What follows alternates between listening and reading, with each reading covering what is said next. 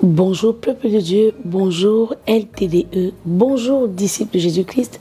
Bienvenue dans ces contenus qui sont adaptés à votre foi. Parce que nous le savons déjà, de la contemplation vient la transformation. Ce que tu regardes, ce que tu écoutes a le pouvoir de transformer ta vie, soit en positif, soit en négatif. Alors délecte-toi de ce contenu adapté à ta foi qui certainement te fera du bien en ce nouveau jour. Bienvenue dans votre émission à la lumière des psaumes.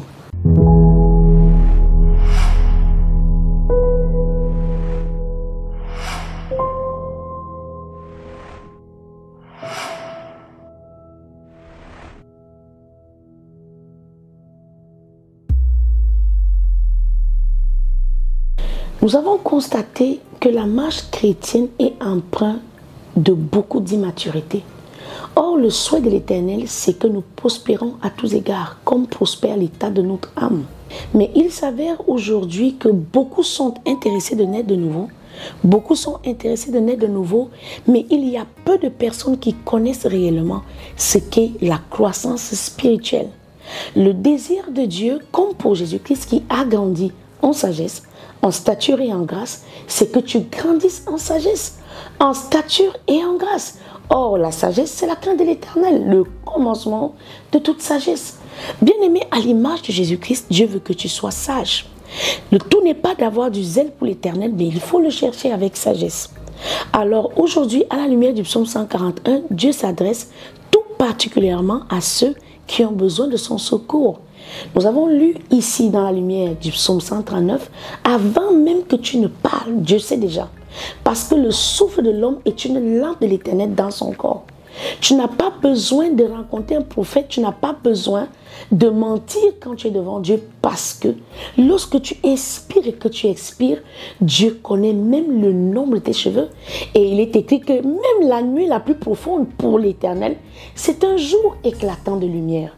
Je veux que tu saches, le seul péché que les hommes de notre génération connaissent, c'est l'adultère. Non. Ici, David va faire un plaidoyer. David se lamente d'être la cible des manigances de ses ennemis.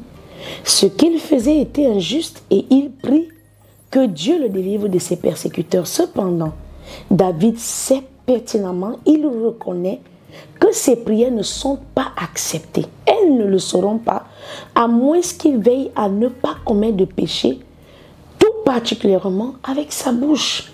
Bien-aimé, le Saint-Esprit est clair à ce sujet. La même source qui coule de l'eau salée ne peut pas couler de l'eau sucrée.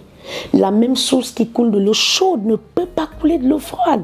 C'est pourquoi le principe de mitigeur, les robinets qui à la fois te donnent de l'eau chaude diluée avec de l'eau froide, c'est exactement le type de chrétiens que nous avons aujourd'hui. Des chrétiens mitigés, des chrétiens mélangés. David sait qu'il n'est même pas question de commencer une prière. Pas parce qu'il a commis l'adultère, pas parce qu'il n'a pas donné sa dîme, pas parce qu'il ne s'est pas levé pour aller soutenir l'orphelin. Non, David sait que sa bouche qui va prier doit être exempte de souillure. Et c'est pourquoi il veille tout particulièrement à cela. Bien-aimés, avec la même bouche que nous bénissons, c'est la même que nous maudissons. Avec la même bouche que nous faisons des promesses à nos concubins, à nos concubines dans l'adultère, c'est avec la même bouche que nous disons des prières à Dieu. Avec la même bouche que nous réprimandons et nous tapons du poing contre le pauvre et l'indigent, c'est avec la même bouche que nous supplions l'Éternel. Qui n'a pas encore vu un voleur qui, avant d'aller voler, dit « Seigneur mon Dieu ». Même sur la croix, nous avons vu à la droite de Jésus un homme qui avait péché, mais qui savait reconnaître le Seigneur. Alors David veut que tu fasses cet exercice de manière quotidienne. Examine ce qui sort de ta bouche. Examine ce que tu peux dire qui peut blesser l'autre. Examine ce que tu peux dire qui peut enlever à l'autre la joie. Parce que c'est avec la même bouche que tu vas dire à Dieu, Seigneur, bénis mes enfants. Psaume 141, dans toute sa lumière, nous lisons au nom du Seigneur Jésus-Christ. Psaume de David. Éternel, je t'invoque, viens en hâte auprès de moi. Prête l'oreille à ma voix quand je t'invoque, que ma prière soit devant ta face comme l'encens. Alléluia. Et l'élévation de mes mains comme l'offrande du soir, Éternel. Mets une garde à ma bouche. Je me souviens quand j'avais 15 ans, j'aimais mentir. Je mentais tellement. Je mentais pour tout et pour rien parce que j'avais peur d'être rejetée. J'avais peur que les autres ne m'aiment pas pour ce que je suis réellement. C'est alors qu'à l'âge de 15 ans, je mentais souvent à mes camarades que mes parents sont riches. Je mentais à mes camarades que j'étais dans une chambre où la nuit il y a un sous-sol pour aller en bas jouer. Et dans cette vision du mensonge, le Saint-Esprit m'a interpellée à mon 15e anniversaire. C'est alors que je me souviens, j'ai fait une prière toute innocente mais qui marche jusqu'aujourd'hui. Et j'ai dit à Dieu, Seigneur, mets une garde à mes lèvres. Seigneur, mets un sceau sur ma bouche. Je me souviens, à cause de cette prière, lorsqu'on nous avait demandé de réduire nos âges pour nous favoriser à faire des concours plus tard, j'ai volontairement parmi 5 enfants refusé qu'on réduise mon âge. Et pourquoi? C'est parce que j'avais fait cette prière que Dieu veut que tu fasses aujourd'hui. J'avais dit, Seigneur, mets une garde à ma bouche. Je ne connaissais pas la parole de Dieu, mais le Saint-Esprit m'avait communiqué cette prière. Et alors, à chaque fois que je voulais mentir, je me mordais la langue. C'était devenu comme une nouvelle façon de vivre. Dieu me rééduquait dans le sens de ne pas mentir. Alors tu peux faire cette prière toi aussi. Si tu te rends compte que c'est facilement que tu dis des méchancetés, c'est facilement que tu brises le cœur d'un innocent, c'est facilement que toi tu te lèves et tu méprises celui-là qui a peut-être pourtant raison, mais parce que tu as une position d'autorité, tu brimes celui qui est en paix avec toi. Alors fais cette prière. Seigneur, mets une garde à ma bouche. Il y a beaucoup d'hommes et de femmes qui pêchent parce qu'ils ont des postes élevés ou ils ont des personnes sous eux. Quelqu'un est juste pauvre ou quelqu'un n'a pas le niveau intellectuel que tu attends, mais tu es capable de lui faire paix d'espoir à la vie. Et c'est avec la même bouche que tu vas dire à Dieu, Seigneur, bénis mon fils, bénis ma fille. Alors, bien-aimés dans le Seigneur, revoyons cette manière de vivre, abandonnons les voies vieilles de nos parents et vraiment soyons renouvelés dans notre intelligence. Éternel, mets une garde à ma bouche, veille sur la porte de mes lèvres. N'entraîne pas mon cœur à des choses mauvaises, à des actions coupables avec les hommes qui font le mal. Et que je ne prenne aucune part à leur festin. Que le juste me frappe, c'est une faveur. Qu'il me châtie, c'est de l'huile sur ma tête. Ma tête ne se détournera pas, mais de nouveau ma prière s'élèvera contre leur méchanceté. Il y a des femmes qui sont dans des mariages.